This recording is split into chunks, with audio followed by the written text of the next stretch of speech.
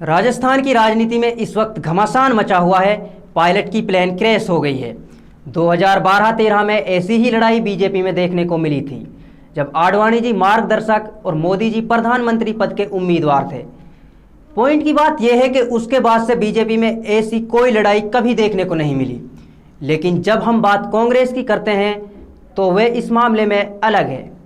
Congress party में मतभेद शुरुआत से लेकर अब तक बहुत देखने को मिल रहे हैं। सन 1907 में कांग्रेस सूरत विभाजन से नरम दल एवं गरम दल दो वर्गों में बंट गई थी। कांग्रेस पार्टी की यह परंपरा कभी खत्म ना हुई। समय समय पर इसमें मतभेद बराबर चलते रहे।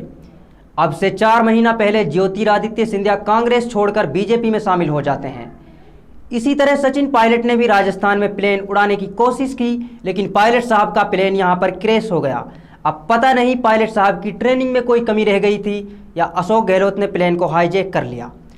अगर हम इन दोनों योद्धाओं के पॉलिटिकल कैरियर पर नजर डालें तो पायलट की अपेक्षा अशोक गहलोत इस खेल के बहुत पुराने खिलाड़ी हैं।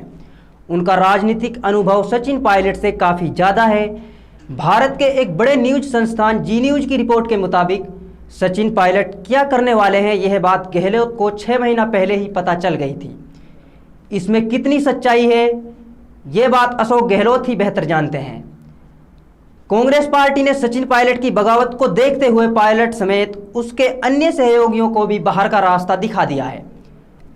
एक तरह से पायलट के लिए कांग्रेस के दरवाजे बंद हो गए हैं। गोविंद सिंह राजस्थान के नए प्रदेश अध्यक्ष नियुक्त किए गए हैं। इसके अलावा मंत्रिमंडल में और भी बदलाव होने हैं। इस बीच कामा विधायक जाहिदा खान का नाम सुर्खियों में आ रहा है। कयास लगाया जा रहा है कि जाहिदा खान को मंत्रिमंडल में अच्छा पद मिल सकता है। देखते हैं यह बात कितनी सच होगी। राजस्थान में चल रहा सियासी घमासान अब आपको समझ में आ ही गया होगा।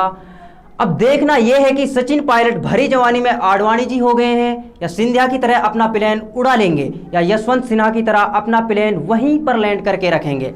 सूत्रों के हवाले से बताया जा रहा है कि बीजेपी अपनी हाईवेल मीटिंग कर रही है और आज सचिन पायलट मीडिया से भी रूबरू हुए हैं। इससे पहले लोगों में अलग अलग तरह की अफवाहें थी। सचिन पायलट बीजेपी ज्वाइन करेंगे, अलग पार्टी की घोषणा भी कर सकते हैं, लेकिन ऐसा नहीं हुआ। अब देखना यह है कि इस तरह पायलट का प्लान कहां तक चल पाता है। मेवात की तमाम अहम खबरों के लिए मेवात टाइम्स टीवी का यूट्यूब चैनल सब्सक्राइब कर लें